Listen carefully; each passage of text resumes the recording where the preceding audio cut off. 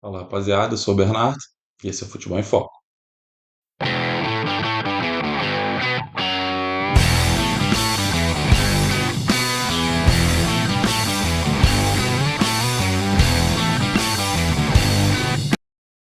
Vamos lá, pessoal, vamos começar nosso giro da rodada e começando pelo jogo de terça-feira, que foi às 7, Flamengo e Milionários, jogo fora de casa, jogo bem difícil, jogo na altitude, mesmo não sendo uma altitude tão alta, né, 2.600 mais ou menos lá em Bogotá, é uma altitude, né, sempre é difícil jogar. Eu senti alguns jogadores do Flamengo tendo dificuldade na velocidade da bola, principalmente, mas assim, é, dificuldade sim, mas eu achei que o Flamengo jogou bem mal.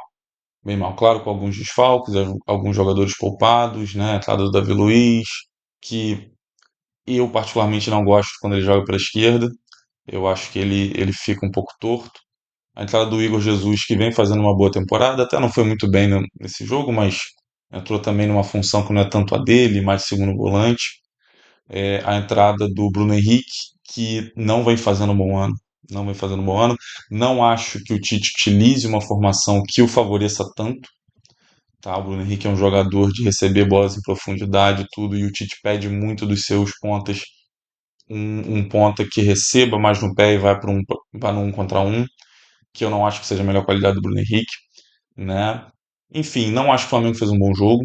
E eu acho que o Tite, em alguns momentos, não ajudou sua equipe. Vamos colocar assim, tá? A primeira substituição do Tite foi muito acertada. A entrada do Alan no lugar do Igor Jesus mudou o ritmo do Flamengo. Fez o Flamengo não só ter mais a bola, mas ser mais agressivo, ser mais ofensivo.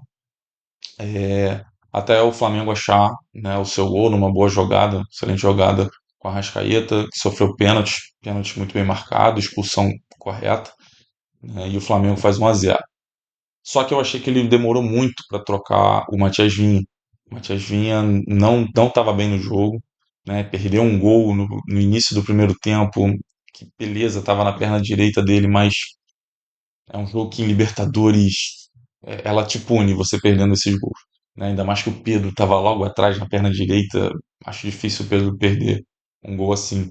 E principalmente o Vinha não estava bem na marcação, né? Até por conta de uma característica tática do time do Tite que alguns times têm explorado. Esse ano, além do Milionários, que explorou bastante isso, as laterais do campo, o Vasco explorou muito bem. E dos jogos contra os grandes foi o jogo que o Flamengo teve, mesmo com um pênalti no final, teve mais perto de perder o jogo, né? E vou mostrar isso para vocês. O Flamengo, ele tem como prioridade, né, os times do Tite, em geral, tem como prioridade fechar muito o corredor central, né, o meio do campo, né? Então ele compacta muito bem o time, não só as linhas do meio com as linhas de defesa, mas a própria linha do meio fica muito próxima uma da outra, um jogador do outro, né? Tirando, né, o que a gente chama de corredor central, que é onde saem a maioria dos gols, né? A maioria dos gols são criados pelo centro do campo, né? Só que o que acontece? O Milionários ele fazia uma formação com dois pontas bem abertos, meias, mas que jogavam muito abertos, dois centroavantes que não eram dos mais altos, mas incomodavam na bola aérea, tanto que teve uma bola na trave no cruzamento, e os laterais muito altos, né? Muitas vezes Bruno Henrique pela direita e Everton pela esquerda não conseguiam acompanhar o lateral e criava diversas situações de dois contra um em cima do Matias Vinha e em cima do Varela, né? E principalmente do lado do Matias Vinha que vieram as principais jogadas do Milionários. O gol até não saiu assim, né? Saiu num erro de saída de bola do Pulgar, né, que controlou mal a bola, um passe até arriscado do Rossi, mas entrou muito bem, e o Pulgar controlou mal a bola, o Pulgar estava muito incomodado com a velocidade da bola, dominou mal, contra-ataque do Milionários, também errou no bote, não era para estar bote ali, e o Flamengo acaba tomando gol de empate. O empate antes do jogo começar não era um mau resultado, né? Jogo de Libertadores, fora de casa, né? Jogo difícil, né? O estádio estava lotado, mas devido às circunstâncias do jogo, São 2 pontos que o Flamengo deixa que pode incomodar. Não acho para a classificação do grupo, mas pode ser na primeira colocação, visto que o Bolívar, fora de casa, ganhou seu jogo, né? O Bolívar, a gente sabe, joga 4.000, provavelmente vai ganhar seus 3 jogos, então o Bolívar, na teoria, já tem 12 pontos. Então, o Flamengo, para conseguir essa classificação em primeiro lugar, que é o grande objetivo, vai, vai ter que ganhar seus 3 jogos em casa e, com certeza, o jogo fora de casa, né, contra o Palestino. Continuando o giro da rodada, a gente tem o jogo de quarta-feira às 7 no Newton Santos, Botafogo e Júnior, e um resultado terrível, terrível para o Botafogo. Na Libertadores. Você não pode perder dentro de casa. Você não pode, ainda mais se você está num grupo onde você tem a LDU, né? É um jogo de altitude, é um jogo difícil, é um time bom, né? Só ver a final da Recopa, foi um time que na altitude podia ter goleado o Fluminense, né? Dentro da sua casa. Então é uma derrota que não dá para cravar que tirou a chance do Botafogo na Libertadores, mas é uma derrota muito sentida, principalmente da maneira que foi, né? E eu digo isso não só por ter sido um 3-0, ter feito um 3-1 um pouco no vamos que vamos e não ter tido uma chance clara de, de incomodar o Júnior após isso, né? Foi um segundo tempo em que o Botafogo foi. O Fábio Matias foi colocando atacante, e vamos, mas sem muita lógica. E isso para mim se dá porque eu não vejo uma identidade no Botafogo. O Botafogo foi um time que ano passado, e eu semana que vem vou aprofundar um pouco mais isso, né? Vou fazer um vídeo. Chegou agora um treinador novo que vai mudar também o jogo, né? O tipo de jogo do Botafogo, né? Mas assim, o Botafogo no passado, ele se colocou como candidato ao título com um jogo muito específico. Marcação forte, saída rápida, jogo rápido, aproveitando o seu tapete, aproveitando o Newton Santos, né, o gramado do Newton Santos, de grama sintética, grama artificial, que dá muita velocidade para o jogo. É algo que o Palmeiras aproveita, o Atlético Paranaense aproveita. E o time do ano passado com o Luiz Castro e com o Caçapa aproveitava isso. A partir do momento que saiu o Caçapa, entrou o treinador português, depois entrou o Thiago Nunes, o Botafogo resolveu querer virar um time de posse de bola, um time ofensivo. Não é porque você tem posse de bola que você é ofensivo, mas um time que tenta fazer um jogo mais cadenciado, né? Aí você vê umas contratações que eu não acho que se comunicam. O Gregory é um primeiro volante que é marcador, não é conhecido por uma saída de bola de qualidade. Aí contrata o Gregory. Aí você contrata o Oscar Romero, que é um meia, né, de qualidade, é um meia que cadencia tudo. Aí você contrata o Jefinho, que é um jogador de...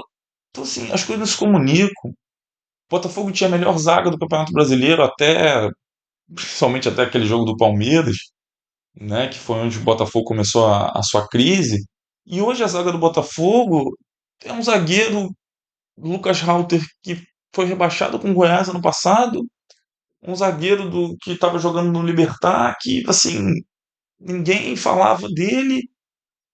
É um time sem identidade, né? E infelizmente está sendo um time que está se preocupando mais com as coisas fora de campo do que dentro de campo, né? O Botafogo precisa retomar o que deu certo para ele, o que deu certo para esse grupo, que foi marcar bem, marcar forte e sair em velocidade. E tem jogador para isso.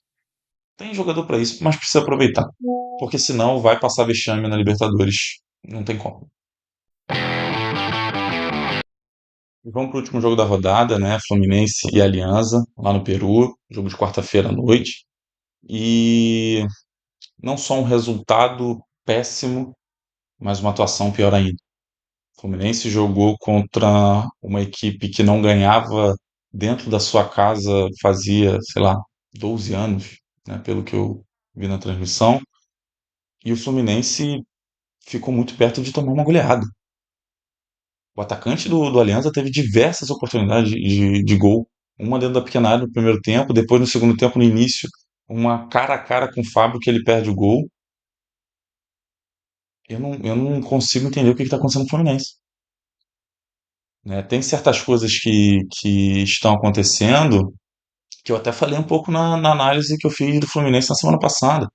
Né? Algumas decisões que o Diniz vem mantendo, somente no aspecto tático, que ele tem que entender que ele não tem mais um Nino, cara.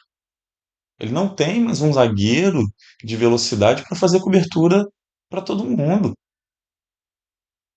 Né? Semana passada, na análise, eu também falei para vocês não de um problema, mas da característica tática, né, que eu vejo no Fluminense, de colocar, né, muitos jogadores, quando o Fluminense tem a bola, muitos jogadores nos corredores laterais, né? Isso o Alianza, assim como o Flamengo, nas semifinais do Carioca, assim como alguns times ano passado fizeram, o Aliança explorou muito bem isso, colocando um jogador livre no corredor central.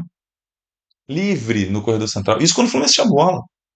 O Aliança estava confortável de deixar um jogador livre no corredor central para ele, esse cara ser um escape no contra-ataque, para ele iniciar o contra-ataque. E o centroavante, que perdeu os gols mais rápido, ficava entre Felipe Melo e Thiago Santos, que não tem velocidade. Thiago Santos vem bem no ano, mas não tem mais velocidade. Tem dificuldade de saída de bola. O Fluminense até conseguiu, como eu coloquei aqui, ficar mais no campo ofensivo, ficar mais no campo de ataque, mas também sem efetividade nenhuma. Volto a dizer, se você pegar diversas filmagens no jogo, só o Lelê estava perto do gol, no corredor central, em cima de dois zagueiros.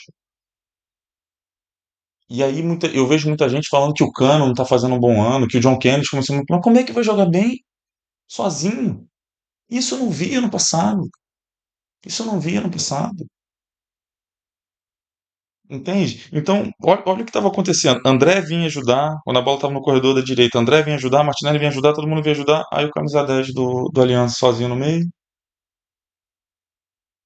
Achou vários passes assim. Os dois laterais muitas vezes subindo ao mesmo tempo.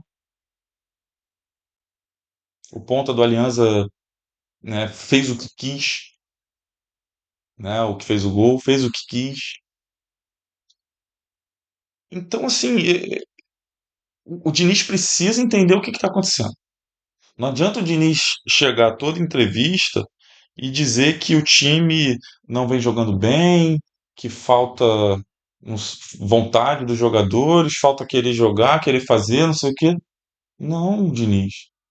Tem coisas que você também precisa mudar, não porque você está errado, mas porque hoje você é referência. Hoje você é referência, todo mundo estuda você. Você é o atual campeão da Libertadores. Você precisa não mudar o seu jogo, mas você precisa evoluir o seu jogo. O próprio Guardiola, que é um dos maiores treinadores da história, principalmente se você falar no quesito tático, o Guardiola, mantendo sua ideia de jogo, que isso ele não muda, ele mudou detalhes que o fazia principalmente tomar gol, até no ponto dele hoje fazer os seus dois laterais virarem zagueiros. A linha de três de saída de bola do Guardiola é feita com dois laterais. E um dos zagueiros dele pula para volante. E não é porque, ah, não, ele é louco. Não, tem uma explicação, uma lógica tática. E isso é o que a gente espera de você. Né? Que você mude um pouco o que a gente vê no futebol, não ser sempre a mesma coisa. Então você precisa, o Fluminense precisa mudar algumas coisas. Você precisa mudar algumas coisas. E na quarta, o que eu fiquei até assustado foi ver um Diniz no primeiro tempo, que ele chegou no momento que ele pegou uma prancheta. Isso devia faltar 20, 15 minutos para acabar o primeiro tempo. com o Fluminense dominado pelo Alianza, ele pegou uma prancheta e ficou fazendo anotação. Não via ele fazer escândalo como ele faz com o time dele. Escândalo no bom sentido, querer chamar os jogadores. Eu não vi isso acontecer. E isso me preocupa. Quando uma pessoa começa a ter mudanças de personalidade, né, mudanças no seu dia a dia, no que ele normalmente faz e não está fazendo mais, isso me preocupa. Não acho que ele está perdendo o grupo, não acho que ele desistiu do grupo, não acho. Mas alguma coisa está acontecendo. Alguma coisa está acontecendo. E o Diniz tem total competência de fazer o Fluminense voltar ao que fez ano passado.